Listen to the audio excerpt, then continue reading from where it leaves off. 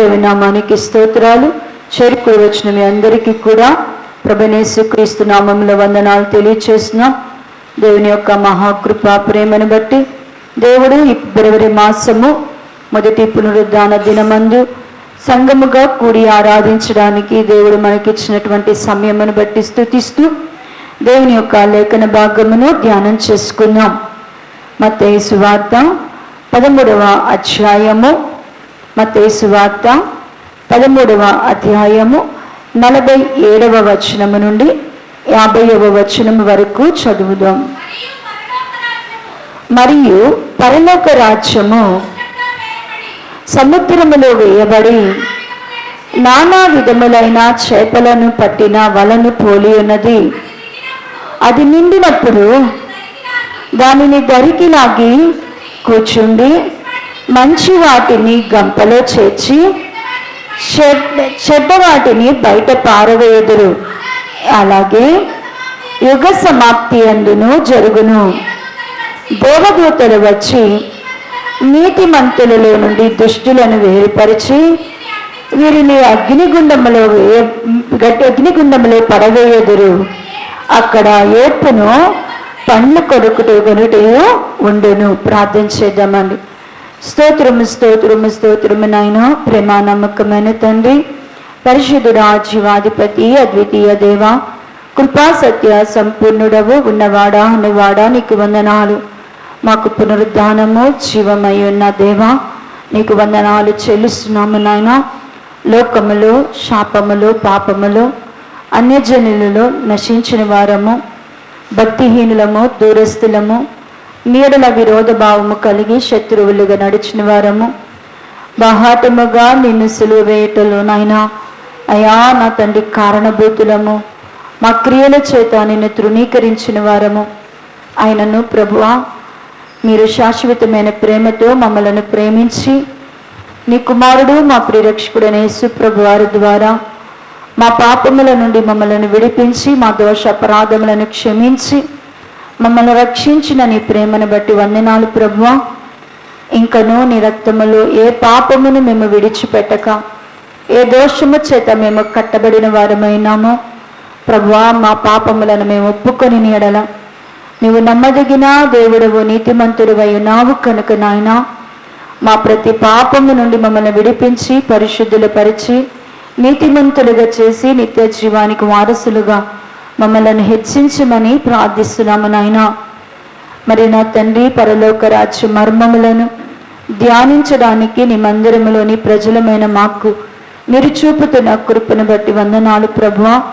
నీ రాజ్యం యొక్క మహిమలో వ్యాప్తిలో మేమందరము పాలివారమై నీ జీవమును పొందుకోవడానికి కృప దయచేయండి. నీ రాజ్యమును కోరుకోగలిగిన ఆశను మాలో పుట్టించండి. నీ రాజ్యములో మేము సదాకాలము ఉండువారముగా ఉండడానికి మాకు నీ కృప దయచేయమని ప్రార్థిస్తూ నీ దయగలిగిన చేతులకు మమ్మల్ని అప్పగిస్తున్నాను ప్రభువా. సహాయం చేసి కృప చూపండి. వాక్యమయ్యున్న దేవా, మీరే నీ సంగముతో మాట్లాడండి. మానవుని స్వరాన్ని, మానవుని జ్ఞానాన్ని మరుగుపరచండి. నీ చిత్తానుసారముగా నీ వాక్యం ఈ స్థలములో ప్రతి వాని హృదయములోనైనా నీ కార్యము జరిగించినట్లుగా మేము ఎట్టి వారము, మేము దేని కొరకు పిలువబడి ఏర్పరచబడిన వారము, దేని కొరకు మేము పరిగెత్త ప్రయాసపడుతున్నాము, మేము ఎరిగిన వారమై నీ కృపలో మేము సాగిపోనట్లుగా మాలో ప్రతి ఒక్కరిని కూడా నీ పరిశుద్ధాత్మ ద్వారా ముద్రించి నీ రాజ్యం యొక్క మహిమలు మమ్మలను పాలుభాగస్తులుగా చేసి నీ సన్నిధిలో మనలను ఫలింపచేసి మీరే మహిమ పొంది నిత్య జీవము దయచేయమని యేసుక్రీస్తు నామములో అడిగి ప్రార్థించి పొంది ఉన్నాము తండ్రి, ఆమేన్. మరొకసారి దేవుని నామమును బట్టి అందరికీ వందనాలండి. దేవుని యొక్క వాక్య భాగమును ధ్యానం చేసుకున్నాం. మత్తయి సువార్త 13వ అధ్యాయము 47వ వచనము నుండి 50వ వచనం వరకు మనము చదువుకొని ఉన్నాం. చదవబడినటువంటి ఈ లేఖన భాగములో పరలోక రాజ్యము సముద్రములో వేయబడినటువంటి నానా విధమైన చేపలను పట్టిన వలను పోలి ఉన్నది. అది నిండినప్పుడు దానిని దరికి లాగి కూర్చుండి మంచి వాటిని గంపలో చేర్చి చెడ్డ వాటిని బయట పారవేయుదురు. అలాగే యుగ సమాప్తి అందు జరుగును. దేవదూతలు వచ్చి నీతిమంతులలో నుండి దుష్టులను వేరుపరిచి వీరిని అగ్నిగుండములో పడవేయుదురు. అక్కడ ఏర్పును పండ్లు కొరుకుటయు ఉండును అని రాశారు. చదువుబడినటువంటి మరి యేసుక్రీస్తు ప్రభువారు ఆయన యొద్దకు వచ్చినటువంటి యోధులతోనేమి మరి శిష్యులతో ఉపమాన రీతిగా పరలోక రాజ్యాన్ని గురించి చెప్పి ఉన్నారు. దేవుని పిల్లలమైన మనము మారు మనసు పొందాము అంటే మారు మనసు పొందిన ప్రతి ఒక్కరు కూడా ఎక్కడికి చేరాలా, ఎక్కడ ఉండాలా అని కోరుకోవాలంటే మారు మనసు పొందిన మనమందరము కూడా పరలోక రాజ్యంలోనికి చేరాల, ప్రవేశించాల. పరలోక రాజ్యంలో మనం ఉండాల. మరి పరలోక రాజ్యములో మనము ప్రవేశించాలి అంటే ఒక్కనాటి మారు మనస్సు, కొద్ది కాలం ఉండే భక్తి సరిపోతుందా అంటే కాదు సుమా. పరలోక రాజ్యాన్ని మనము ప్రయాసపడి సంపాదించుకోవాలి. పరలోక రాజ్యాన్ని సంపాదించుకునే వారంగా ఉండాలి. పరలోక రాజ్యాన్ని సంపాదించుకోవడము అంటే రక్షింపబడిన వెంటనే పరలోక రాజ్యాన్ని దేవుడు ఇస్తానన్నాడు. ఇస్తానన్న దేవుడు నేను బాప్టిజం పొందాను కదా, నేను 1977లో బాప్టిజం పొందాను కదా, ఇప్పుడు నాకు బాప్టిజం పొందిన నాకు పరలోక రాజ్యం అనగానే దేవుడు ఇచ్చేస్తాడా? అవునమ్మా, బాగా గుర్తుపెట్టుకున్నావు, 75లో నువ్వు బాప్టిజం పొందావు, పర్వాలా, మంచిది. కానీ పరలోక రాజ్యానికి పొందాలంటే నువ్వు ఆ రోజు బాప్టిజం పొందింది గుర్తు కాదు. నువ్వు ఆ రోజు బాప్టిజం పొందాలని నేను నీకు పరలోక రాజ్యాన్ని ఇవ్వను. మరి ఎట్లా ఇస్తావయ్యా? మరి నా బాప్టిజానికి ఉన్న విలువ ఏంటి అని నువ్వు అడిగితే అప్పుడు దేవుడు చెప్తాడు కదా, రక్షింపబడిన నీలో దేవుని వాక్యము ఫలించిందా? దేవుని యొక్క వాక్యము ఎవరిలో ఫలిస్తుందో, దేవుని వాక్యము ఎవరిలో నెరవేర్చబడుతుందో వారే పరలోక రాజ్యానికి చేరగలరు. ఎవరైతే నీతిమంతులుగా ఆయన జాబితాలో చేయబడతారో వారే పరలోక రాజ్యానికి చేరగలరు. ఎవరు ఆవగింజ చెట్టులాగా ఫలిస్తూ నీడనిచ్చేవారుగా ఉంటారో వారే పరలోక రాజ్యంలోనికి ప్రవేశించగలరు. పరలోకములోనికి మనము ప్రవేశించాలి, పరలోక రాజ్యంలోనికి ప్రవేశించాలి అంటే పరలోక రాజ్య అక్షయమైన పరలోక సంబంధమైన ధనాన్ని మనము కూర్చుకునే వారంగా, సంపాదించుకునే వారంగా ఉండాలి. అలాగనే అమూల్యమైనటువంటి మరి ముత్యములను పొందుకొనిన వారంగా ఉండాలి. ఇలా ఎవరి జీవితాల్లో ఎన్ని ఉంటాయో వారే పరలోక రాజ్యానికి వెళ్ళగలరు, ప్రవేశింపగలరు. ఇవన్నీ కూడా మరి ప్రతి విషయాన్ని పరిశుద్ధాత్మ దేవుడు మనకి వివరింపచేసినారు. ఈ యొక్క 7వ ఉపమాన భాగములో యేసుక్రీస్తు ప్రభువారు చెప్తున్న ఉపమానం ఏంటి అంటే, ఒక మరి నావికుడు ఉన్నాడంట. మరి ఎవరున్నారంటే కనుక ఒక నావను నడిపేటువంటి వాడున్నాడు. చేపలు పట్టేటువంటి మరి జాలరి ఉన్నాడంట. ఆ చేపలు పట్టేటువంటి జాలరి సముద్రంలో ఏం చేశాడు అంటేనంట వల వేశాడంట. ఆ జాలరి వల వేసినప్పుడు ఆ వలలో చాలా చేపలు వచ్చినాయి అంట. చేపలు రాగానే ఆ చేపలన్నిటినీ కూడా ఏం చేశారు అంటే కనుక లాగి వడ్డీకి తీసుకొచ్చి మరి వాటిని కూర్చొని ఏం చేశాడంటేనంట మంచి చేపలనేమో గంపలోకి తీసుకున్నాడంట, చెడ్డ చేపలనేమో బయట పారవేశాడంట. ఎందుకు దేవుడు ఈ ఉపమానము చెప్పాడు? చేపలన్నీ మంచివే కదా, మరి చేపల్లో మంచివి చెడ్డవి కూడా ఉంటాయా? చేపలన్నీ బ్రతికిన చేపలు, అవన్నీ ఎప్పుడో కూడా ఏమంటే వలలో కూడా అన్ని సముద్రంలో ఎలా ఉన్నాయంట, చచ్చిన చేపలు బ్రతికిన చేపలు అంటున్నా. చేపలు అన్నీ బ్రతికినయే వలలో పడ్డాయి. ఈ చేపలలో రకాలు ఏంటంటే చచ్చినవి బతికినవి కాదు, మంచివి చెడ్డవి. మంచి చేపలు ఏంటి, చెడ్డ చేపలు వేరు చేస్తున్నారంట. అది దీని గురించి ప్రభు చెప్తున్నాడు. ఏంటి అంటే, దేవుని యొక్క రాజ్యంతో ప్రభు వచ్చినప్పుడంట, దేవుని యొక్క దూతలకు కూడంట సంఘంలో ఉన్న మనందరినీ కూడా ఏం చేస్తారంట, పోగు చేసుకోనంట ఒక దగ్గర పెడతారంట. రక్షింపబడిన మనందరినీ ఒక దగ్గర పెట్టుకొని, దేవుని బిడలమని చెప్పుకునే మనందరినీ ఒక దగ్గర పెట్టి, మనలో మంచి వారిని చెడ్డవారిని ఏం చేస్తారంట, వేరు చేస్తారంట. మనలో మంచివారు చెడ్డవారు ఎవరు? ఎట్ట వేరు చేయగలుగుతాం? రక్షింపబడిన తర్వాత మనలో మంచివారు చెడ్డవారు ఉంటామా? మందిరంలో మంచివారు చెడ్డవారు అని వేరు చేయగలమా? ఎవరికి వారు ఏమంటాం? మంచివారు. కానీ దేవుని దూతలు మంచివారిని చెడ్డవారిని ఏం చేయబోతున్నారంట, వేరు చేయబోతున్నారు. ఎలా ఆయన వేరు చేస్తారు అంటే, మరి దేవుని యొక్క సంఘము ఎక్కడ విడిపోతుంది, రెండు గ్రూపులు అయిపోతుంది అంటే, మనము కులాలను బట్టి, మతాలను బట్టి, లేకపోతే ఆస్తులు ఐశ్వర్యాలను బట్టి మేము ఒక గ్రూపు, మేము ఒక కులము, మాదొకటి అన్నంత మాత్రం, మాదొక సంఘం అన్నంత మాత్రం కాదు. దేవుడే ఒక గ్రూప్ని వేరు చేయబోతున్నాడంట. ఎలా వేరు చేస్తాడు అంటే కనుక, దేవుని వద్దకు వచ్చిన ప్రజలు బుద్ధిని సంపాదించుకున్నారా లేదా? బుద్ధి కలిగిన కన్యకలు బుద్ధి లేని కన్యకలను ఎలా దేవుడు వేరు చేశాడో, అలాగే సంఘములో కూడా బుద్ధి కలిగినటువంటి వారిని, బుద్ధి లేని వారిని దేవుడు ఏం చేయబోతున్నాడంట, వేరు చేయబోతున్నాడు. బుద్ధి అంటే ఏమిటో, బుద్ధి వలన వచ్చే ప్రయోజనం ఏంటో, బుద్ధిని సంపాదించుకోవడానికి మనం ఏం చేయాలో ఇవి నేర్చుకున్నాం.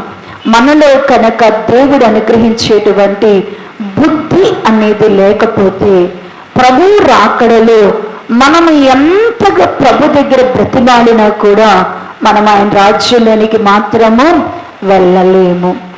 రెండవదిగా, రెండవ ప్రత్యక్షత ఎలా దేవుడు మనల్ని వేరు చేస్తాడు, రెండవ కారణం ఏంటి అంటే కనుక, మరి మంచి నమ్మకమైన దాసుడు, సోమరి అయిన చెడ్డ దాసుడు. దేవుడు ఎలా మనల్ని అన్నారు, మరి అక్కడ ముగ్గురు దాసులు ఉన్నారు. ముగ్గురు కూడా యజమానుడు వారి సామర్థ్యాన్ని బట్టి ఒక్కొక్కరికి వారు చేయగలిగినది అప్పగించాడు. అయితే ఇద్దరేమో అప్పగించిన దాని విషయంలో నమ్మకంగా పనిచేశారు. ఒక్కడు మాత్రం ఏం చేశాడు అంటేనంట, వినియోగపరచకుండా సోమరిగా ఉండి దాన్ని ఏం చేశాడు అంటేనట, పూడ్చిపెట్టేశాడు. ప్రియులారా, రక్షింపబడిన దేవుడు నీకు కూడా నీ సామర్థ్యాన్ని బట్టి ప్రతి ఒక్కరికి కూడా దేవుడు ఏం చేస్తాడు అంటే కనుక, తలాంతు అనేది ఇస్తాడు. నువ్వు ఏది చేయగలవో, నువ్వు ఏది చేయతగిన దానివో దావాడవో దేవుడు అది ఇస్తాడు. దానిని ప్రభు కొరకు నువ్వేం చేయాలా, నమ్మకముగా ఉపయోగించాలా. అది రెట్టింపు అయ్యేటట్లుగా నువ్వు దేవుని సన్నిధిలో నమ్మకంగా ఏం చేయాలా, పని చేయాలా. అలా నువ్వు వృద్ధి చేసినప్పుడు మాత్రమే దేవుని రాజ్యములో నువ్వు ఉండగలవు. అలా కాకుండా రక్షింపబడి ఏమీ చేయకుండా, చాలా మంది రక్షింపబడి దేవునికి ఏం చేయట్లేదు. అమ్మ ఒక ప్రార్థన చెయ్యంటే నేనా అంటారు, ఒక పాట పాడమ్మా అంటే నేనా అంటారు, అమ్మ మందిరాన్ని ఊడవమ్మా నువ్వు అంటే నేమా అంటారు, అది పోయి తీసుకురండమ్మా అంటే నేమా అంటారు, ఈ సహోదరుడికి సహాయం చేయండి అమ్మా, ఈ సహోదరికి నేనమ్మా అంటే మేమా. ఈ చెయ్యాలన్నా కూడా ఏమంటాం, మేమా అంటాం. మందిరంలో వచ్చి దేవునికి ఏం చేయకుండా వెళ్ళే వాళ్ళు ఎంతమంది ఉన్నారు? దేవుని మందిరంలోకి వచ్చి ఏమి చేయకుండా, ఓ పాట పాడకుండా, ప్రార్థన చేయకుండా, శక్తిని వినియోగపరచకుండా, దేవుని సన్నిధిలో కనీసము ఒక ఏమి ప్రార్థన చేయకపోయారు, ఏం చెప్పారు, ఊడవనన్నా ఊడవచ్చుగా. మందిరాన్ని వచ్చి రోజు సాయంత్రం ఏదో ఒకటి కడిగని వెళ్ళొచ్చుగా. ఏమి చేయకుండా ఏమనుకుంటారు, అమ్మో రాజ్కుమార్ గారు రానిరండి అంటారు. అంతేనా? పుణ్యవతి చీపురు అసలు ఈదండి అంటారా? అటేం అనబాకండి. అందరూ చేసేవాళ్ళగా ఉండాల. మీరు చేసే సమర్పణ ఉంటే ఏం చేస్తారు? ఇస్తారు. మీకు మాత్రం ఏముండాలి? సమర్పణ ఉండాలి. ప్రతిరోజు ఉదయాన్నే నిరీక్షణ దగ్గర తాపెడతారు వచ్చి. ఏమైనా బాగోపోయినా, కాలువలు బాగోపోయినా పాపం వాళ్ళు ఏం చేస్తారు? చేస్తారు. ఇవన్నీ కాదు. ఇప్పుడు సహోదరుడు అనుకోండి, మరి ఏదైనా మనకి క్రమం ఉంది, భోజన క్రమం ఉంది అనుకోండి, ఎన్నో పనులు ఉంటాయి. తల్లా ఒకటి ఏం చేయొచ్చు, అందుకొని చెయ్యొచ్చు. కానీ ఏం చేయము, వాళ్ళు చేస్తే మనల్ని చేర్చుకుంటారో లేదో ఒక భయము. మరి ఇంకొక భయం ఏంటంటే చెయ్యొచ్చో లేదు, వాళ్ళు ఎవరు ఇన్నొద్దు. మన పని ఏంటి? దేవుడు మనకు అప్పగించాలంటే ఏం చేయాలా? దేవుని మందిరంలోకి వచ్చి ప్రార్థన చేస్తే దేవుడు ప్రతి వానికి ఏం చేస్తాడు అంటేనంట, పనిని కల్పించే దేవుడు. అందరి కోసం పని ఉందంట. పని ఉందా లేదా? అందరి కోసం. పొలంలోనంట దేవుడు అంట 5 గంటలకు పిలిచాడంట దాసుల్ని. పిలిస్తేనంట 5 గంటలకు వచ్చిన వాళ్ళు పని చేయగా ఇంకా ఎంత ఉందంట, చాలా పని మిగిలింది. మరి 9 గంటలకు పిలిచాడంట. 9 మందికి చాలా మంది వచ్చిన ఇంకా ఉందంట, ఏముందంట, పని ఉందంట. మళ్ళా 3 గంటలకు పిలిచారంట. 3 గంటలకి చాలా మంది వచ్చినా కూడా ఇంకేముందంట, పని ఉందంట. ఇక చివరి గంట గడి 5 గంటలకు వచ్చినా కూడా ఇంకేముందంట, చేయాల్సిన పని. దేవుని పని ఎప్పుడు లేదు అనుకోబాకండి. దేవుని పని అంటే ఎప్పుడు కూడా ఉంటానే ఉంటుంది. ఒకటి కాకపోతే ఒకటి ఉంటుంది. అయితే దేవుడు నీకు ఇచ్చిన తలాంతులను ఖచ్చితంగా ఏం చేయాలి అంటే కనుక నమ్మకమైన దాసులంగా మనము వినియోగపరచాల. వినియోగపరచకపోతే దేవుడు అమ్మా రక్షింపబడ్డావు, నా కోసం నువ్వేం చేసావన్నప్పుడు నేనేం చేయలేదు అంటేనంట దేవుని దూతలు ఏం చేస్తారంట, వాళ్ళని పక్కకు లాగి చెడ్డ దాసుడా అని ఏం చేస్తారంట, నెట్టి వేస్తారంట, అగ్నిలోకి వేసేస్తారంట వీళ్ళిక.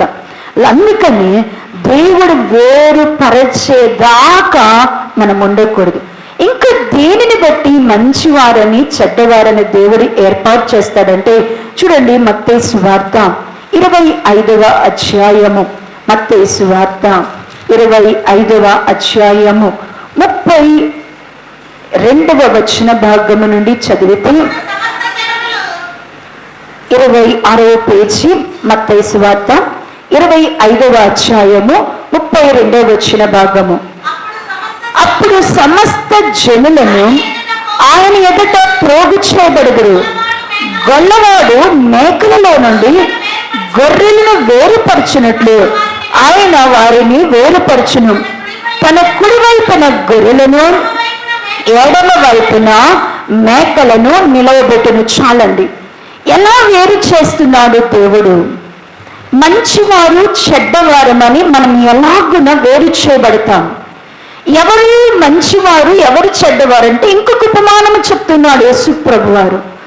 ఎలా చెప్తున్నాడు అంటే కనుక సమస్త జనులను దేవుడు ఏం చేస్తాడంట, తన ఎదుట నిలవబెట్టుకుంటాడంట. నిలవబెట్టుకున్నటువంటి జనులను 2 గ్రూపులుగా చేస్తున్నాడంట.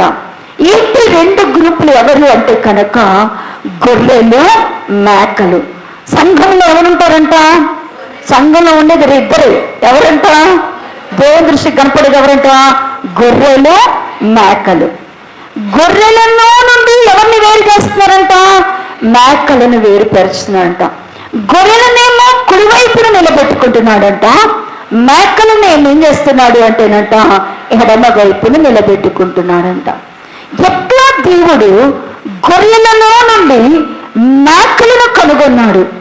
గొర్రెలు వీరని మేకలు వీరని ఎలా దేవుడు వ్యత్యాసాన్ని చూపించగలిగాడు? వీరు గొర్రెలని వీరు మేకలని దేవుడు ఎలా చెప్పగలిగాడు? ఎలా నిర్ణయించగలిగాడు? మనం కనుక నువ్వు గొర్రెమ్మ నువ్వు మేక అని ఎవరన్నా అన్నావు అనుకో, ఏం చేస్తారు? కొమ్ములుంటే పొడి సవతలు పడేసి వెళ్ళిపోతారు కదండి. నువ్వు దేవుని దృష్టికి గొర్రెగా కనపడుతున్నావు, పొరపాటును కనుక ఏదైనా దర్శనం వచ్చి నువ్వు దేవుని దృష్టికి మేక కనపడుతున్నావు అనుకో, ఇంక ఈ చర్చ వదిలేసి ఇక రాను కూడా రాబడికి. ఎందుకు? మనం అందరం ఏమనుకుంటాం? అయ్యా చిన్న గొర్రెపిల్లనయ్యా, లేకపోతే తప్పిపోయిన గొర్రెపిల్లనయ్యా అనుకుంటామే. కానీ నేను ఒకవేళ దేవుని సన్నిధికి, దేవుని దృష్టికి మేకగా కనపడుతున్నానా? ఒకవేళ దేవుడు నన్ను మేకగా వేరు చేస్తే నా భక్తి వలన నాకేమైనా ప్రయోజనం ఉంటుందా అని పరిశీలన చేసుకుంటామా? కాబట్టి ప్రియులారా, గొర్రెలలో నుండి దేవుడు ఎవరిని బయటికి తీసుకొస్తున్నాడంట? ఈ మేకలన్నీ ఎక్కడ కలిసిపోయాయంట? దేవుని యొక్క కుడి ప్రక్కనేమో గొర్రెలు ఉన్నారు, ఎడమ ప్రక్కనేమో మేకలు ఉన్నారు. మేకలు గొర్రెలు అని ఎలాగునా మనము పరిశీలించుకున్నప్పుడు మనకు అర్థమవుతుంది. గొర్రెలుగా ఎవరుంటారు? అసలు గొర్రెలంటే ఎవరు? గొర్రెలు మనమేనా? ఎవరు మనమని ఎలా చెప్పగలం? గొర్రెలు మనం. ఒక ఆయన అంటున్నాడు, ఈ మధ్య ట్రోల్లో చేస్తున్నాడు. ఒక హిందూ ట్రోల్ చేస్తున్నాడు. ఏమని అంటున్నారంటే, క్రైస్తవులు అందరు గొర్రెలు అన్నారండి, మనుషులు అంటలేదు అంటున్నారు. వాళ్ళకి వాళ్ళు ఏమని చెప్పుకుంటున్నారంటే గొర్రెలు అనుకుంటున్నారు. వాళ్ళు గొర్రెలు అనుకున్నారు. నిజమే, వాళ్ళకి ఏం తెలుసు? అసలు జ్ఞానం ఏముంటుంది వాళ్ళ దగ్గర, గొర్రెల దగ్గర అంటున్నారు. కానీ దేవుడు ఉపమాన రీతిగా మనలను ఇది ఆయన ఏం చెప్పినా కూడా ఎలా చెప్పాడంట? ఉపమాన రీతిగా చెప్పాడంట. అంటే గొర్రెలతో మనల్ని పోల్చి, ఆయన కాపరిగా ఆయన్ని పోల్చుకొని, ఆయన గొర్రెవలే నేను వచ్చానని చెప్పుకుంటూ ఇలాగున దేవుని వాక్యాన్ని మనకు అర్థమవడానికి నేర్పించాడు. గొర్రెలతో దేవుడు మనల్ని పోల్చాడు, మేకలతో కొందరిని ఏం చేశాడు దేవుడు పోలుస్తున్నాడు. గొర్రెలతో ఎలా పోల్చాడు అంటే దేవుని వాక్య భాగ్యమును జ్ఞాపకం చేసుకున్నాం. ఎవరు మరి దానిని గొర్రెలేమో అని చెప్పుకున్నారో చూద్దాం.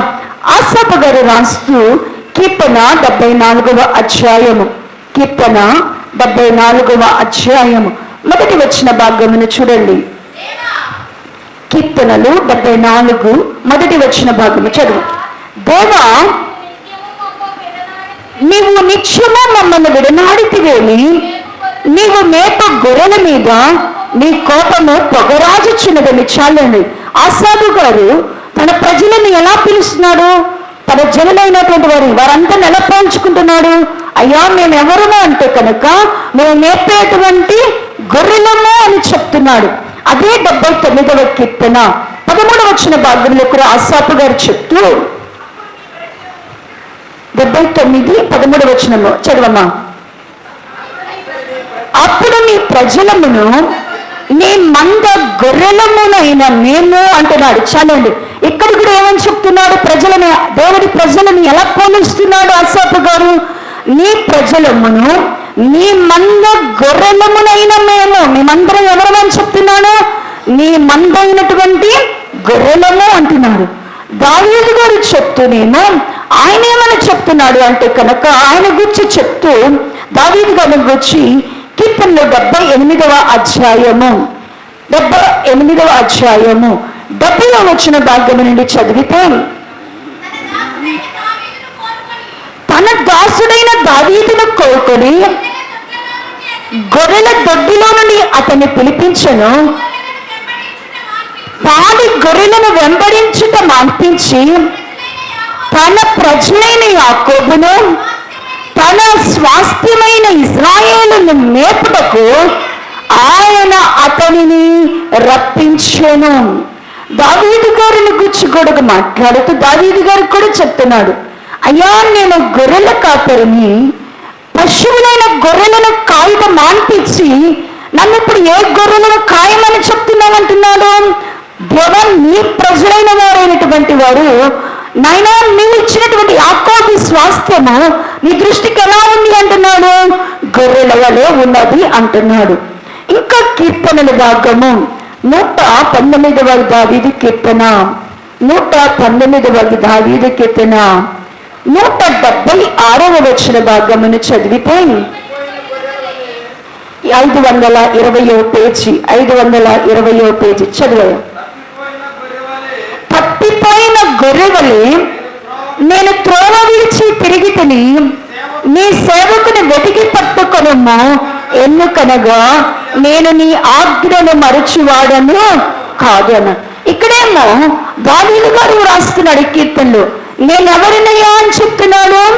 నేను తప్పిపోయిన గొర్రెను అని చెప్తున్నాడు. మొత్తానికి దేవుని ప్రజలందరిని గురించి దేవుని వాక్యము ఉపమాన రీతిగా ఏమని చెప్తుంది? గొర్రెలు అని చెప్తుంది. ఏమని చెప్తున్నారు? గొర్రెలు అంటున్నారు. యెహెజ్కేలు గారు కూడా రాస్తూ ఇవి ఒక్కటి చేసుకుని ముందుకు వెళ్ళిపోదాం. యెహెజ్కేలు గ్రంథము 34వ అధ్యాయము. యెహెజ్కేలు గ్రంథము 34వ అధ్యాయము 31వ వచన భాగమును చదవండి. చదవమ్మా. నా గొర్రెలను నేను మేపుచున్న గొర్రెలకు మీరు మనుష్యులు, నేను నీ దేవుడను, ఇదే ప్రభువైన యెహోవా వాక్కు. 717వ పేజీలో రాసింది. నా గొర్రెలను నేను మేపుచున్న గొర్రెలకు మీరు మనుష్యులు. ఈ గొర్రెలు ఎవరంటండి? మనుష్యులు. గొర్రెలు ఎవరంట? మనుష్యులు. సంఘములో ఉన్న బిడలు. ఈ గొర్రెలలో నుంచి మేకలు తయారవుతున్నాయంట. గొర్రెల్లో ఏం పడుతున్నాయంట? ఇప్పుడు గొర్రెలు ఏం కలిసిపోయి ఉన్నాయంట? మేకలు ఉన్నాయంట. ఇప్పుడు గొర్రెల్లో నుండి ఇప్పుడు ఎవరిని వేరు చేస్తున్నారంట దేవుని దూతలు? మేకలను వేరు చేస్తున్నారు. గొర్రెలమైనటువంటి మనము నిజంగా మనము గొర్రెలమా మేకలమా? గొర్రెలైతే ఎలా ఉంటారు, మేకలైతే ఎట్టుంటారు? గొర్రెలకి మేకలకు రెండింటిని దగ్గర పెట్టి గుంపులో పెడితే ఎవరైనా కనుక్కోగలరు అంటే ఆ కాపరి తప్పితే ఎవరికి అర్థం కాదు. గొర్రెలను మేకలను వేరు చేయాలా? ఆ గొర్రెల నుంచి మేకలను ఎలా వేరు చేయాలా? దేవుడు ఎలా వేరు చేస్తారు? అసలు ఈ గొర్రెలు ఎలా ఉంటాయి, మేకలు ఎలా ఉంటాయి? గొర్రెలను ఎలా గొర్రెలని పిలవచ్చు, మేకలు వీరు అని ఎలా దేవుడు నిర్ణయించబోతున్నాడు?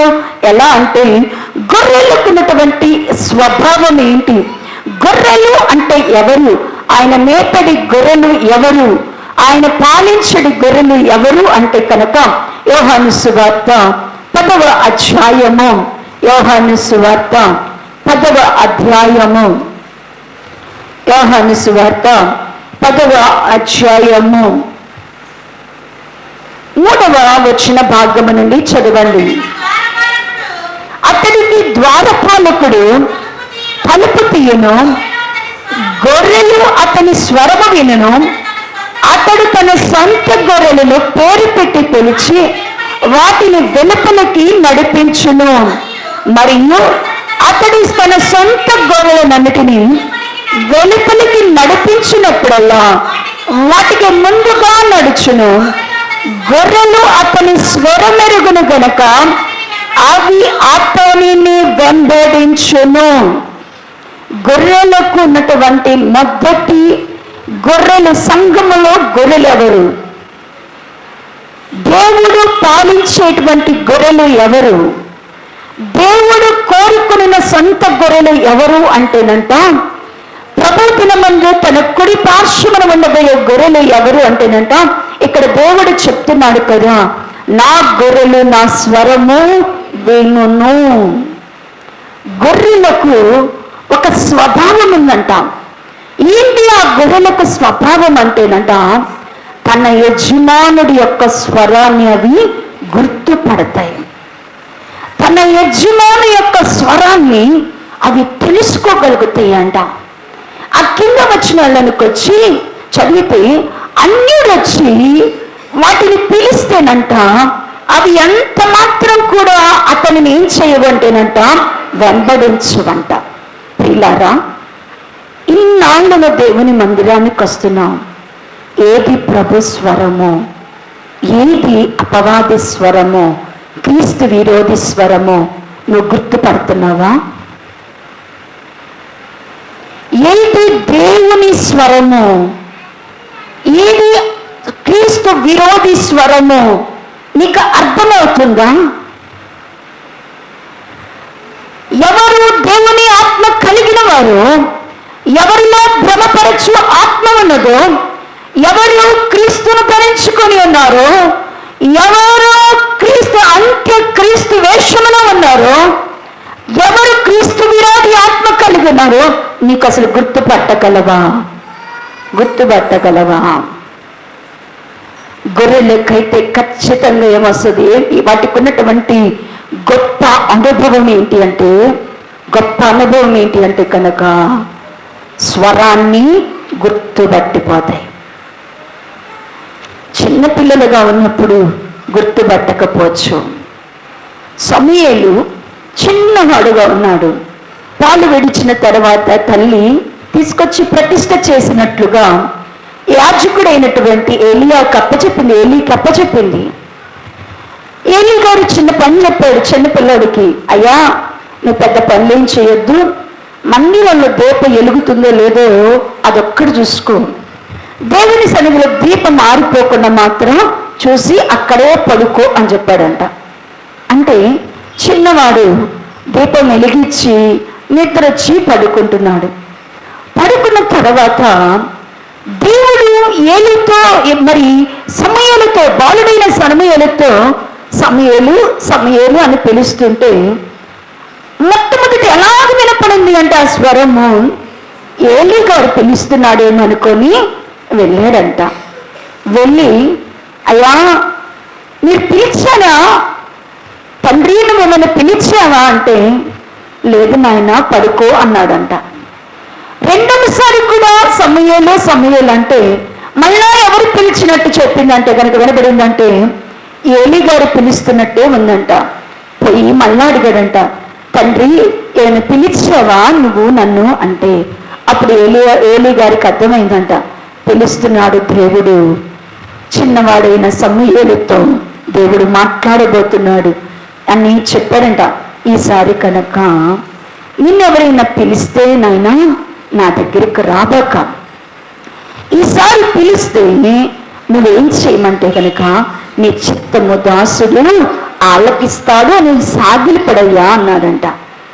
ఇక అప్పుడు చెప్పగానే దేవుడు మూడో మారు కూడా ఏలీ మరి సమూయేలు అని పిలవగానే ఏలీ దగ్గరికి వెళ్ళలేదంట.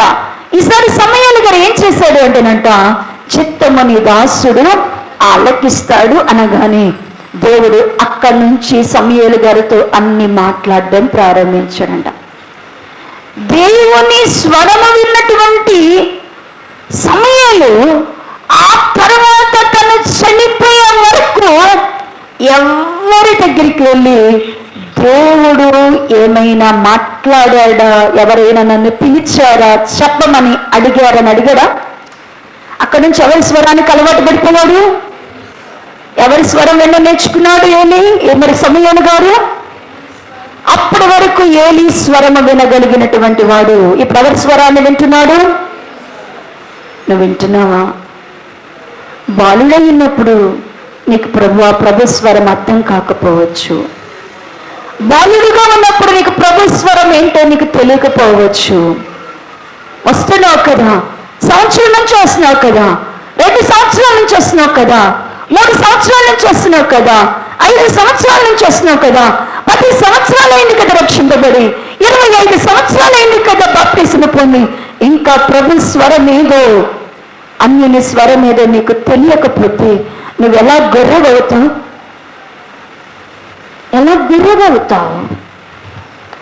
నా గొర్రెలు నా స్వరమును వినును. దేవుని స్వరము వినడం నేర్చుకోవాలి. దేవుని పిల్లలకి ఎవరి స్వరాన్ని వినడం అలవాటు చేసుకోవాలా? దేవుని స్వరం గుర్తుపట్టాలా? అది మాలో నుంచి దేవుడు మాట్లాడనియండి, మరి యొక్క సేవకులలో నుండి మాట్లాడనియండి, ఎవరిలో నుండి దేవుడు మాట్లాడుతున్నా మీకు ఖచ్చితంగా ఏమర్థం కావాలో, ఇది దేవుని స్వరమా మానవుని స్వరమా? దేవుని స్వరాన్ని గుర్తుపట్టడము నీ భక్తిలోనే నేర్చుకోకపోతే, దేవుని స్వరం వినడం నీకు అలవాటు లేకపోతే, దేవుని స్వరాన్ని వినడానికి నీ చెవిని దేవునికి అప్పగించకపోతే ప్రభు ప్రభు రాకడ దినమందు నువ్వెంత మాత్రము దేవుని గొర్రెగా ఆయన మందలో కూర్చోలేవు. నా గొర్రెలు నా స్వరము వినును, అవి నన్నే ఏం చేస్తాయంటున్నాడు, వెంబడిస్తాయి. గొర్రెలు ఏం చేస్తాయంట, దేవునిని వెంబడిస్తాయంట. రెండవదిగా ఇక్కడ దేవుని యొక్క వాక్యం సెలవిస్తుంది కదా, యోహాను సువార్త 10వ అధ్యాయములో చూడండి, 10వ అధ్యాయము 9వ వచన భాగము నుండి చదివితే, నేనే ద్వారమును, నా ద్వారా ఎవడైనా లోవకు ప్రవేశించిన ఎడల వాడు రక్షింపబడిన వాడిని, లోపలికి పోవచ్చు బయటికి వచ్చుచు మేత మేయుచుండును.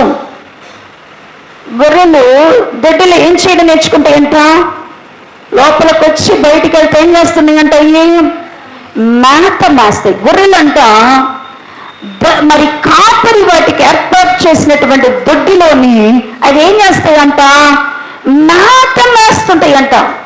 అవి మేత తిని బలపుంజుకొని బయటికి వెళ్తే మళ్ళా వచ్చి ఏం చేస్తాయంటే లోపలికి వచ్చి మేతను తింటాయంట. పిల్లరా, దేవుని పిల్లలమైనటువంటి మనము మరి దేవుని యొక్క దొడ్డిలో ఏముంది, ఆయన మన సన్నిధిలో మనకి ఏముంది, ఆయన మేత ఏమిటి, ఆయన మేత ఏమైందంటే నేనే జీవాహారము అన్నాడు. యేసు ప్రభువు ఏమన్నాడు, నేనే జీవాహారము అన్నాడు. నేను ఇచ్చు ఆహారాన్ని తినవాడు, నేనిచ్చే పానాన్ని తాగువాడు ఎన్నటికీ ఆకలి గొనడు, దప్పిక గొనడు అంటున్నాడు. దేవుడిచ్చేటువంటి ఆహారాన్ని, దేవుడిచ్చేటువంటి పానాన్ని దేవుని బిడ్డలు ఏం చేయాలంట, భుజించాల. శరీరానికి ఎలాగునా మనం ఆహారాన్ని తింటున్నామో దేవుని యొక్క దొడ్డిలో సన్నిధిలో మేత మేయాలంటే ఖచ్చితంగా గొర్రెల పని ఏంటంటే ఎక్కడ మేత మేయాలంట, ఎక్కడ మేయాలంటే బయట మేయాలని చెప్తున్నాడు. బయట మేస్తాయి అంట ఈ గొర్రెలు.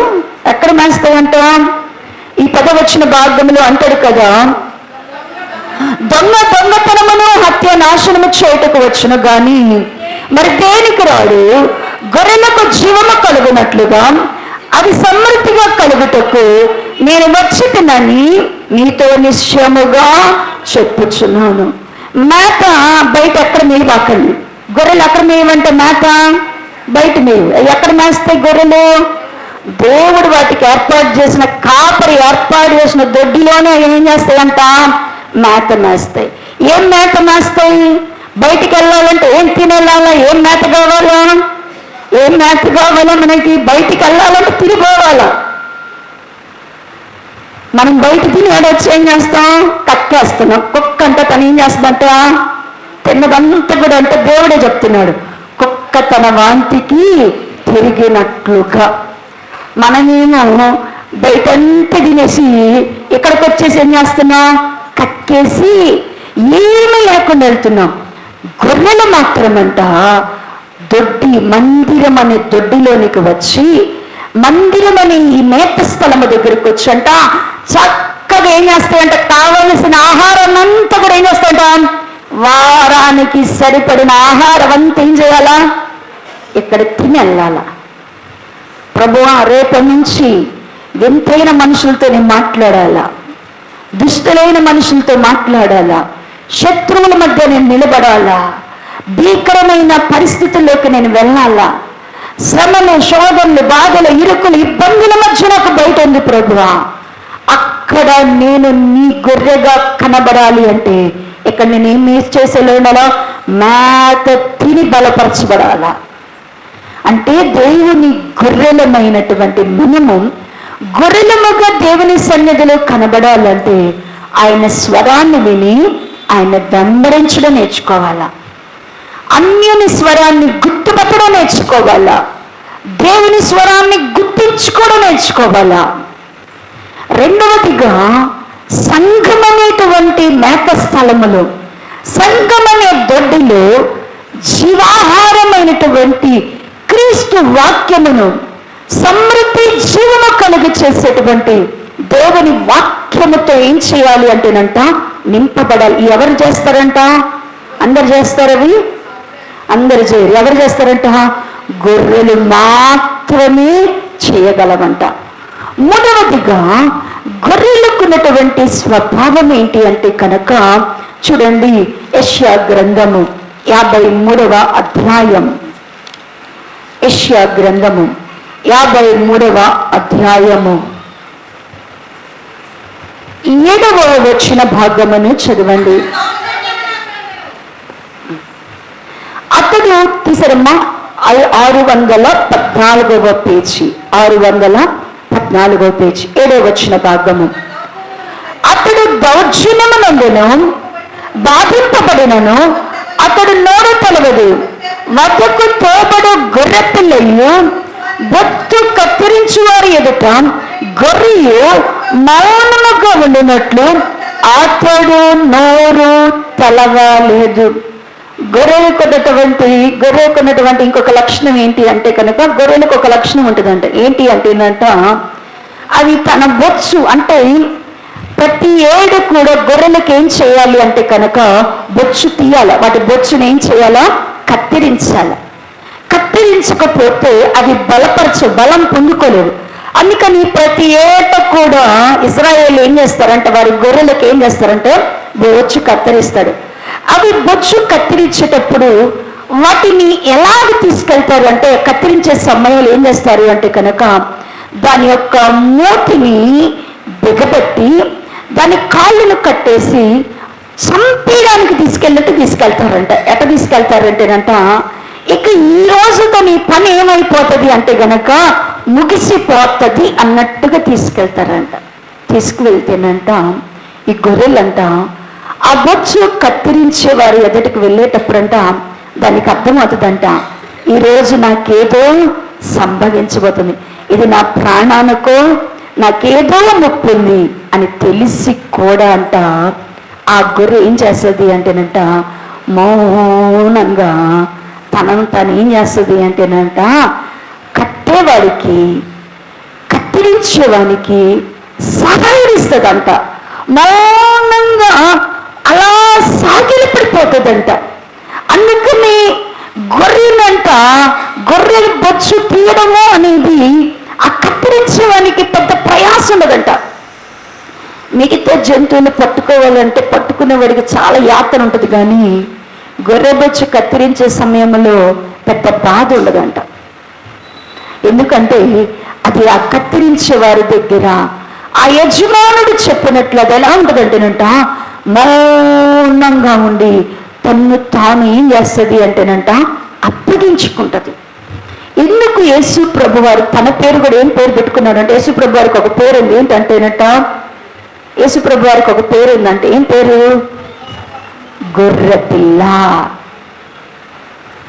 దేవుని గొర్రె పిల్ల. దేవునికి ఉన్న పేరేంటి? యేసు ప్రభు వారికి ఉన్న పేరేంటి? దేవుని గొర్రె పిల్ల. పరలోకంలో కూడా ఏముందంట, దేవుని గొర్రె పిల్ల సింహాసనం ఎదుట అని రాశాడు. అంటే ఆయనకు ఒక నామం ఉంది. ఏం నామం ఉంది యేసయ్యకి? ఆయన దేవుని గొర్రె పిల్ల. ఎందుకు యేసు ప్రభు వారిని అట్టు పిలిపించుకున్నాడు? ఎందుకు అంటే యేసు ప్రభు వారు కూడా తండ్రి యొక్క దేవుడు ఏది చెప్తే అది చేయడానికంట తన్ను తాను మౌనం ఏం చేశాడంట? అప్పగించుకున్నాడంట. మౌనంగా అప్పగించుకున్నాడంట. ఇప్పుడు దేవుని మందిరంలోనికి వచ్చిన మనము దేవుడు ఏదైనా చెప్తే మౌనంగా అప్పగించుకునే వాళ్ళం ఉన్నామా? మౌనంగా సమర్పించుకోవడం, మౌనంగా సమర్పించుకోవడం. గొర్రెలకు ఉండేటువంటి లక్షణం ఏంటి అంటే కనుక, అది ఇది అని చెప్పకుండా, ఎదిరించకుండా, ఇది చేస్తాను అది చేస్తాను అనకుండా, అలా ఉంటాను ఇలా ఉంటాను అనకుండా, దేవుని యొక్క చిత్తానికి మౌనంగా గొర్రెలు ఏం చేస్తున్నాయంట? వదకు తాబడు గొర్రెలు ఏం చేస్తాయంట? అది మౌనంగా గొర్రె బొచ్చు కత్తిరించు వారి చేతులలో విధేయత చూపినట్లుగా దేవుని గొర్రెలు కూడా ఏం చేస్తాయంట? యేసు ప్రభు వారు కూడా ఎలా ఉన్నాడంట? మౌనముగా ఉన్నాడు. దావీదు గారు కూడా కీర్తనలో రాస్తున్నాడు, అయ్యా మేమందరం ఎట్టున్నామంటే కనుక చూడండి ప్రియులారా, కీర్తనల భాగము, కీర్తనలు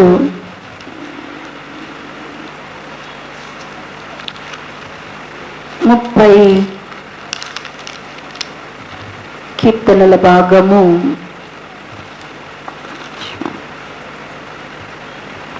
44వ కీర్తన 22వ వచన భాగమును చదవండి. 22వ వచనం, నిన్ను బట్టి దినమెల్లా మేము వధింపబడుచున్నాము, వధకు సిద్ధమైన గొర్రెలమని మేము ఎంచబడుతున్నాము. ఎలా ఉన్నానంట దావీదు గారు దేవుని సన్నిధిలో ప్రార్థిస్తూ కోరహ కుమారులు చేస్తున్నారు. ఏమని ప్రార్థన చేస్తున్నారు? అయ్యా మేము ఎలా ఉన్నాము నీ సన్నిధిలో? మేము గొర్రెలంగా ఉన్నాం. ఎలా ఉన్నారంటే ఎలాంటి గొర్రెల్లాగా ఉన్నారంట? వధకు సిద్ధమైనటువంటి గొర్రెల్లాగా ఉన్నారంట. అంటే ప్రియులారా, వధకు సిద్ధమైన గొర్రెలు అంటే ఏ గొర్రెలైతే మౌనంగా దేవుని చిత్తానికి సమర్పించుకుంటారు. మనల్ని దేవుడు గొర్రెలుగా వేరు చేయాలా? ఆయన రాజ్యంతో వచ్చినప్పుడు మనందరం కలిసే కనపడతాం. ఎక్కడున్న వాళ్ళందరూ కూడా యెరూషలేము ప్రార్థన మందిరము అనగానే అందరూ ఉంటాం. ఇప్పుడు మనలో నుంచి ఏం చేస్తారంటే దేవుని దూతలు, అమ్మ వీళ్ళల్లో గొర్రెలు ఎవరు మేకలు ఎవరు అని చూస్తే గొర్రెలను ఒక పక్కగా తీసుకొస్తున్నారంట. యెరూషలేములో ఉన్న గొర్రెలను మేకలను వేరు చేశారంట.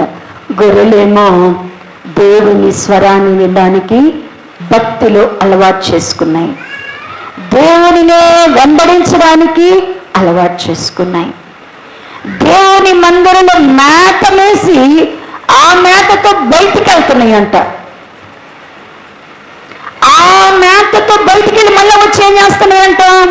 మళ్ళీ మేత మేస్తున్నాయి అంట గొర్రెలు. అంటే కంటిన్యూస్ ప్రాసెస్ ఇది. దేవుని గొర్రెలు మౌనంగా ఉండి దేవుని చిత్తానికి ఏం చేస్తున్నాయంట? సమర్పణ కలిగినాయంట. గొర్రెలు మౌనంగా ఉండి దేవుని చిత్తానికి ఏం చేస్తున్నాయంట? పిల్లారా, నువ్వు మౌనంగా దేవుని చిత్తానికి నిన్ను సమర్పణ చేసుకున్నావా? దేవుని చిత్తానికి మౌనంగా సమర్పణ చేసుకున్నావా? గొర్రెలైతే అలా ఉంటాయి. ఇంకా గొర్రెలు ఎలా ఉంటాయి అంటే కీర్తనల భాగము 23వ అధ్యాయము, కీర్తనల భాగము 23వ అధ్యాయము, కీర్తనల భాగము 23వ అధ్యాయము 3వ వచన భాగము చూడండి. 23వ కీర్తన 463వ పేజీ 3వ వచనం, నా ప్రాణమునకు ఆయన సేద తీర్చున్నాడు, తన నామమును బట్టి నీతి మార్గములో నన్ను నడిపించుచున్నాడు. 1వ వచనము, యెహోవా నా కాపరి, నాకు లేమి లేదు కలగదు అంటున్నాడు. దేవుడు కాపరి అయితే దావీదు గారు ఏమై ఉన్నాడు? ఇప్పుడు దేవుడు కాపరి అయితే దావీదు గారు ఏమై ఉండాలా? గొర్రె ఉండాలా. ఇప్పుడు నేను గొర్రెను, కాపరి నన్ను ఎలా నడిపిస్తాడని చెప్తున్నాడు. గొర్రె ఎలా నడవాలా? కాపరిగా దేవుణ్ణి కలిగిన గొర్రెకు ఏ అనుభవం ఉంటుంది? ఏ మార్గంలో గొర్రెలు నడవగలవు? గొర్రెలు ఎక్కడికి పడితే అక్కడికి వెళ్ళగలవు? వెళ్ళకూడదు. గొర్రెల కంట ఎలవు. గొర్రెలు వెళ్ళి ఏమైపోయినాయి అంట? చాలా గొర్రెలు ఏమైపోయినాయి అంట? తోడేళ్లకు, అడవి పందులకు గొర్రెలంట నలిగిపోయినాయి అంట. సింహపు నోటలోను, ఎలుగుబంటి నోటలోను అవి చిక్కుబడినాయి అంట. గొర్రెలకు మాత్రమున్న స్వభావం ఏంటి అంటేనంట, గొర్రెలు అంట కాపరి నడిపించే మార్గములో నడుస్తాయంట. దేవుడు నాకు కాపరి అయితే, దావీదు గారు నేను గొర్రెనైతే, నేను గొర్రెగా నేను ఒక మార్గంలో నడుస్తాను. ఏంటి ఆయన నన్ను నడిపించే మార్గం ఏంటి అంటేనంట, తన నామమును బట్టి నీతి మార్గములో ఆయన నన్ను నడిపించును. గొర్రెలకు ఒకటే మార్గం తెలుసు. ఏ మార్గంలో నడవడం నేర్చుకుంటే గొర్రెలు? నీతి మార్గము. గొర్రెలు అసత్య మార్గంలో నడగవు. అబద్ధ మార్గములో నడవు, లోక మార్గములో నడవు అంటాడు కదా. మన అంటాడు కదా, లోకులు పోవు రీతిగా. ఈ మాట నాకు ఆయన వాడుకొని చెప్తున్నాడు, ఈ ప్రసంగం చేస్తున్నాడంట. ఏంటి అంటే కనుక దావీదు గారు సొలొమోను గారు పిలిచి అన్నాడంట, అయ్యా ఇంకా చచ్చిపోబోతున్నాడు, ఈ లోకపు జడలు పోయే రీతిగా నేను కూడా ఏం చేస్తున్నాను, చనిపోబోతున్నాను, నువ్వు జాగ్రత్తగా దేవుడు అప్పగించిన దాన్ని కాపాడు, ప్రార్థన చేయి, దేవుని చెప్పింది చెయ్యి అంటుంటే ఆ ప్రసంగుడికి ఏం అర్థమైందంటే, దావీదు గారు అంతటేనే చెప్పాడు. ఏం చెప్పాడు అంటే, లోకులు పోయే రీతిగా, లోకులు పోయే రీతిగా పోతున్నారు కాబట్టి ఇప్పుడు మన దావీదు అంతటోడే ఎట్టబోతున్నాను అంటున్నాడు. లోకం సంబంధాలు ఎట్ట నడుచుకుంటున్నారు, లోక సంబంధాలు ఎలా పనులు చేస్తున్నారు, లోక సంబంధాలు ఎలాంటి ఆచారాలు చేస్తున్నారో, ఈ లోక సంబంధాలు ఏదైతే చేస్తున్నారో దావీదు గారికి తెలిసిన సత్యం ఏంటంటే అట్టానే నడుచుకుంటున్నాను అంటున్నాడు అని చెప్పాడంట. ప్రభు పిల్లలారా, చచ్చిపోయేటప్పుడు అందరూ ఒకేలాగా చచ్చిపోతున్నానని చెప్పాడు, కానీ ఆయన లోకరీతిగా నడవమని చెప్పలేదు. దేవుని పిల్లలు మనము గొర్రెలము అయితే ఆయన నామాన్ని బట్టి ఎట్ట నడుస్తామంట, నీతి మార్గములో నడుస్తామంట. ఆయన నామాన్ని బట్టి నీతి మార్గములో నడిచేవారు ఆయన పేరు పెట్టి పిలిచే గొర్రెలు. ఆయన పేరు పెట్టి పిలిచే గొర్రెలు ఎవరంట, ఆయన నీతి మార్గములో నడిచేవారు. పిల్లరా, మందలలో నుంచి గొర్రెలను ఎలా వేరు చేస్తారు?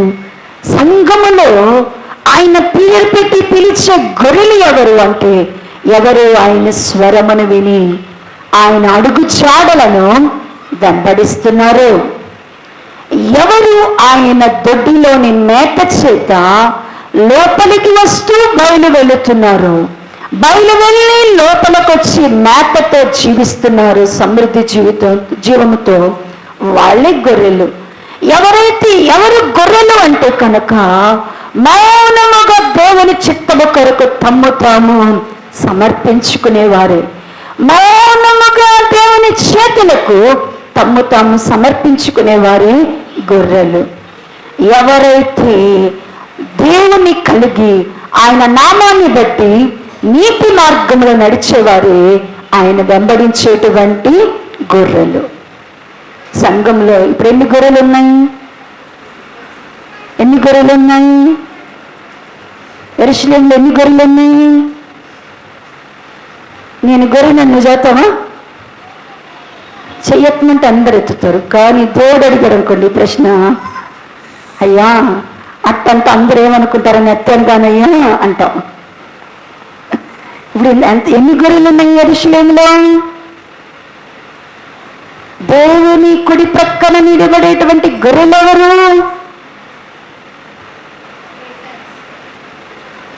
గొర్రెలం కాదా? మనం ఆయన ఎప్పుడు గొర్రెలమని చెప్పుకుంటున్నాంగా. పాట పాడమంటే ఇప్పుడు చిన్న గొర్రె పిల్లనంటే ఊగిపోరు, మీరు ఊరిగిపోవారుడా ఆ పాట పాడమంటే మోత మోగిచ్చమా? ఇక్కడ మనం ఎవరున్నారు?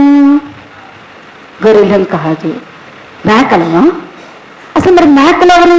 ఇప్పుడు గొర్రెల్లో ఉండే మేకలు ఎక్కడున్నాయి? మేకలు ఎలా ఉంటాయి? నేను ఇంకా తోడేళ్ళు బాగా తెల్లటిల్లా దేవుడు యేసుప్రభు వారు గారు చెప్పాడు, గొర్రెలను చేర్చడానికి ఏమొస్తాయంట? తోడేళ్ళు వస్తాయంట. తోడేళ్ళ గురించి ఇట్లా దేవుని దూతలో దేవుని రాకడలో ఏమున్నాయంట? రెండే ఉన్నాయంట, గొర్రెలు మేకలను వేరు చేస్తాడంట ఖచ్చితంగా. ఆయన వేరు చేసేటప్పుడు చూడండి, ఎహెస్కేలు గ్రంథము 34వ అధ్యాయములో, ఎహెస్కేలు గ్రంథము 34వ అధ్యాయం, ఎహెస్కేలు గ్రంథము 34వ అధ్యాయము, ఒక్క నిమిషం, 17వ వచన భాగమును చదవండి. 716వ పేజీ 34వ అధ్యాయము 17వ వచన భాగం పెద్దగా చదవండి.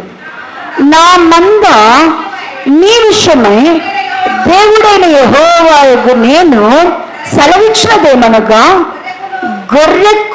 గొర్రెకును మధ్యను, గొర్రెలకును పొట్టేళ్లకు మధ్యను, గొర్రెలకును మేకపోతులకు మధ్యను భేదము కనుక్కొని నేను తీర్పు తీర్చదని. ఎట్ట వేరు చేస్తారంట? తీర్పు తీరుస్తాడంట.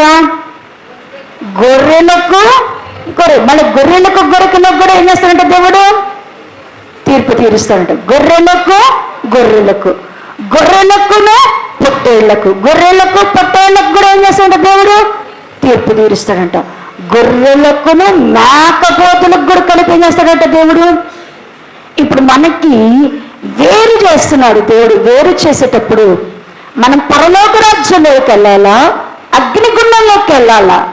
పరలోక రాజ్యంలోకి వెళ్ళాలంటే గొర్రెలుగా ఉండాలా.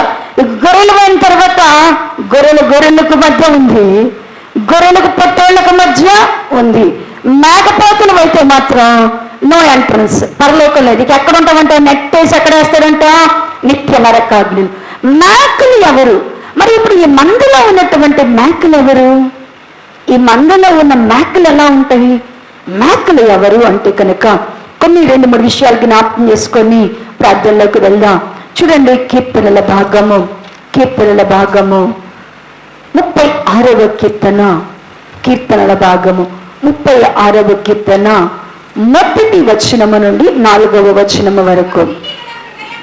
పేజ్ నంబర్ 469వ పేజీ, 36వ కీర్తన 1వ వచన భాగము. భక్తిహీనుల హృదయములో అతిక్రమము దేవోక్తి వలె పలుకుచున్నది. వారి దృష్టి ఎదుట దేవుని భయము భక్తిగా లేదు. వాని దోషమును బయలుపడి అసహ్యముగా కనపడే వరకు అది వాని దృష్టి ఎదుట వాని ముఖస్థితి చేయుచున్నది. వాని నోటి మాటలు పాపమును కనుటకు ఆస్పదములగును. బుద్ధి కలిగి ప్రవర్తింపను, మేలు చేయను వాడు మానివేసి ఉన్నాడు. చాలండి. ఇక్కడ 36వ కీర్తనలో భక్తిహీనులు అనేటువంటి ఒక బ్యాచ్ బాగా విస్తరిస్తుందంట. ఈ భక్తిహీనులు ఎవరు అంటే ఈ భక్తిహీనులు అంటే మందిరానికి రారా అంటే వీళ్ళు రెగ్యులర్ కస్టమర్స్ అన్నమాట. వీరు రెగ్యులర్గా మానకుండా వచ్చేవాళ్ళు.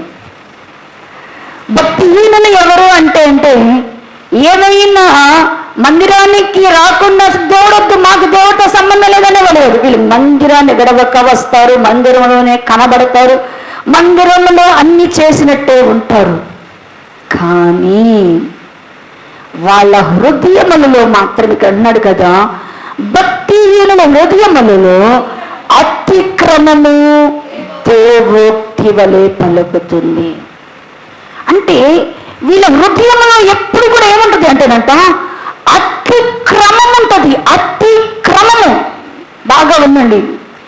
దేవోక్తిలాగా పలుకుతుందంట వీళ్ళ నోట్లో నుంచి. ఎలా పలుకుతుంది అంటేనంట, ఇప్పుడు గబక్కన మేము ఏదైనా దేవుని సాకులంగా నడిపించేటప్పుడు ఏదైనా మేము చెప్పామనుకోండి, దానికి కరెక్ట్గా మిమ్మల్ని నిలబడతారు ఆపోజిట్గా.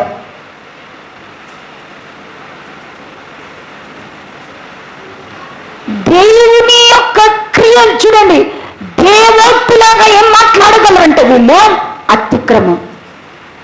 మేము అనుకుంటాం, అమ్మా మనందరం ఈరోజు కూర్చొని ప్రార్థన చేద్దాం అంటాం, ప్రేరేపణ వచ్చి. వీళ్ళతో చూసుకొని చేస్తేనే ప్రార్థన, ఇంట్లో కూర్చొని చేస్తే ప్రార్థన దేవుడు విన్నాడా? హృదయంలో అతిక్రమం అలా వచ్చేస్తుంది. దేవుడు ప్రేరేపించి దేవుని సేవకులుగా మేమేమనుకుంటాం, ఇంట్లో చేసిన ప్రార్థన చేసినా దేవుడు వింటాడు, మందిరంలో చేసిన వింటాడు, ఒంటరిగా చేసిన వింటాడు, చిన్నగా చేసిన వింటాడు, ధ్యానంతో చేసిన వింటాడు, ఎలుగెత్తి చేసిన వింటాడు, ఎట్ట చేసిన దేవుడు వింటాడు, చిన్న ప్రార్థన చేసిన వింటాడు, పెద్ద ప్రార్థన చేసిన వింటాడు.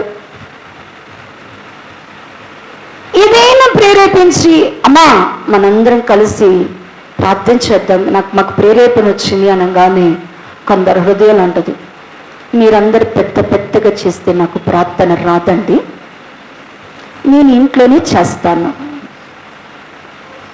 మందిరంలో నాకు ప్రార్థన నడవదండి, ఇంట్లో నడిచేద్దండి. నీతో కలిసి చేసే కన్నా నేను ఒంటరిగా ప్రార్థన చేయగలను. ఏముంది ఇక్కడ? అతిక్రమము దేవోక్తిలాగా పలుకుతుంది. అతిక్రమము దేవోక్తిలాగా పలుకుతుంది. నయమాను ఇదేమనుకున్నాను, నయమానికి కూడా అంట ఈ మనసే ఉంది. ఏంటి నయమానుకున్న మనసు అంటే, దాసురాలు చెప్పింది, పనమ్మాయి చెప్పింది, అయ్యా మా ఇజ్రాయెల్ దేశంలో ఒక ప్రవక్త ఉన్నాడు, పోయి ఆయన చేత మీరు వెళ్తే ఆయన దగ్గరికి వెళ్తే దేవుడు నేను స్వస్థపరుస్తాను, నీ కుష్టి బాబి అంటే ఆశగా పోయాడంట. నేను వస్తున్నానని రాజుకి ఒక లెటర్ పెట్టేశాడు. ఇజ్రాయెల్ రాజులు చెప్పాడు, మీ దేశంలో ఒక ప్రవక్త ఉన్నాడంట, ఆయన నేను సాయంత్రం కలవాలా బయలుదేరి వస్తున్నాను అనగాని ఆయనకి దడబుట్టింది, ఎవరున్నారంటే మటుకు నాకు తెలియదు ఈ ప్రవక్త ఎక్కడున్నాడు అని. ఈ ప్రవక్త ఎక్కడున్నాడో నాకు తెలియదు అని ఇజ్రాయెల్ రాజులకు భయం పుట్టినప్పుడు ఎలీషా గారు చెప్పాడంట, అయ్యా ఆయన వస్తే నా దగ్గరికి పంపి అన్నాడు. నయమాన్ అనుకుంటున్నాడంట, నేను సేనాపతిని సిరియా దేశానికి, నేను డబ్బుతో వస్తున్నాను, నేను బంగారంతో వస్తున్నాను, ఇదిగో నేను వస్త్రాలతో వస్తున్నాను, పత్రాలతో వస్తున్నాను. ఇప్పుడు ఆ దేశంలో ఉన్న ప్రవక్త నా హోదాను బట్టి, నా డబ్బును బట్టి, నా ఆస్తిని బట్టి పరిగెత్తుకుంటూ నేను ఎలాగైనా లేచి ఏం చేస్తాడు నా కోసము, ఎక్కడెక్కడ కుష్టుంది అక్కడంతా చేయబెట్టి ఏం చేస్తాడు, ప్రార్థన చేస్తాడు అనుకున్నాడంట. ఆయన ఊర్లోకి వచ్చాడు, ఇంటికి రంగానే అంటున్నాడంట, ముఖం కూడా చూడలా, చెప్తున్నాడు. ఏమంటున్నాడు అంటే కనుక, పొయ్యి మన దేశంలో ఇదిగో యోర్దాను నది ఉంది, ఆ యోర్దాను నదిలో 7 మారులు నువ్వు స్నానం చేసిరమ్మని చెప్పి ముందు పోయి అనగానే కోపం వచ్చిందంట నయమానికి. మా సిరియా దేశంలో గొప్ప ఇంతకంటే ఐగుప్తి కంటే గొప్ప నదులు లేవా, ఇంతకంటే యోర్దాను కంటే గొప్ప నది ఐగుప్తు దేశంలో లేదా, సిరియా దేశంలో లేదా, వీటికి మించిన నదులు మా దేశంలో ఉంటే నన్ను ముందుకొచ్చి నన్ను మాట్లాడించి చెయ్యబెట్టి నా కోసం ప్రార్థన చేస్తాడనుకుంటే చెయ్యని చూస్తాను ఇజ్రాయేల్ అంతి ప్రవక్త అంత అనుకుని రౌద్రముగా రథం తిప్పుకొని వెళ్తున్నాడంట. వెళ్తూ ఉన్నప్పుడు సేవకుడు భయపడి అన్నాడు, అయ్యా ఆయన నిన్నొచ్చి నాకు ఇది అది ఇది చేయమంటే అన్ని చేసేవాడు కదా. ఒక మాట చెప్పాడు. ఏం చెప్పాడు? పోయి యోర్దాను నదిలో 7 మార్లు మునగమన్నాడు. మాట వినడమే గయ్యా చేయాల్సింది. నిన్ను ఏ పెద్ద బరువులు మోయమనలేదు కదయ్యా, నిన్ను ఆ కార్యాలు ఈ కార్యాలు చేయమనలేదు కదయ్యా, ఇజ్రాయేలుకి ఫండింగ్ ఇవ్వమనలేదు కదయ్యా, శిష్యులకు ఇల్లు కట్టిమనలేదు కదయ్యా, డబ్బు ఇవ్వమనలేదు కదయ్యా, ఆస్తిని ఇవ్వమనలేదు కదయ్యా, పిల్లలు ఇవ్వమనలేదు కదయ్యా, మాట వినమన్నాడు, మునగమన్నాడు. పో అంటే సరే అది కూడా ఏమో చూస్తా, అది కూడా చూస్తానని నీ ఆ సేవకుడు మాట ఏంటంట, 7 మారులు పోయి ఏం చేశాడంట, మునిగాడంట. 7వ మారు మునిగి లేచినప్పుడు అతని దేహములో ఏమైపోయిందంటే కుష్టుపోయి పసిబిడ్డ వంటి దేహం వచ్చిందంట. పిల్లరా, దేవుని పిల్లల లక్షణము గొర్రెలైతే మాట వింటాయి. మన జ్ఞానంతో ఎదిరించేవిగా ఉండవు, ఎదిరించేవిగా గొర్రెలు ఉండవు. మేకలకి ఏముంటాయి అంటే గనుక దేవోక్తి కూడా ఎట్టుంటది అంటేనంట, అతిక్రమము కూడా దేవోక్తిలాగా ఉంటదంట. అతిక్రమం కూడా ఎట్లా చెప్తారంట, అతిక్రమాన్ని దేవోక్తి. దేవోక్తి అంటే ఇది యెహోవా వాక్కు, దేవోక్తి అంటే షరబబబా యెహోవా వాక్కు. అయిపోయింది. భక్తిహీనులు అతిక్రమమును దేవోక్తిలాగా మాట్లాడతారు. వాళ్ళ హృదయంలో ఏమున్నదంటే దేవుని భయము బొత్తిగా ఉండదు. దేవుని సన్నిధిలోనికి వచ్చిన నీలో నాలో ఏముండాలి అంటే కనుక దేవుని భయం ఉండాలా. మేకల్లో ఏమన్నదంటే మందలో ఎన్ని రోజులు కూర్చున్న వీళ్ళకి ఏం రాదు అంటే కనుక భయము అనేది రాదు, దేవునికి భయపడడం రాదు, భయమును ధరించుకోవడం రాదు. ఇశ్రాయేలు ప్రజలతో దేవుడు మాట్లాడుతూ వాళ్ళు ఎంత కాలము దేవుని వెంబడించినా కూడా ఇశ్రాయేలు ప్రజలంట దేనిని దేవుడి దగ్గర నేర్చుకోలేకపోయాడంటే ఇర్మియా గ్రంథము 40 ఇర్మియా గ్రంథము 44వ అధ్యాయము 10వ వచన భాగము, 666వ పేజీ, 44వ అధ్యాయము 10వ వచన భాగము. నేటి వరకు వారు దీన మనస్సును ధరింపకున్నారు, భయము నొందకున్నారు. స్టిల్ టుడే, ఇప్పటి వరకు కూడా, ఇప్పటి వరకు, నేటి వరకు, ఎప్పటి నుంచి?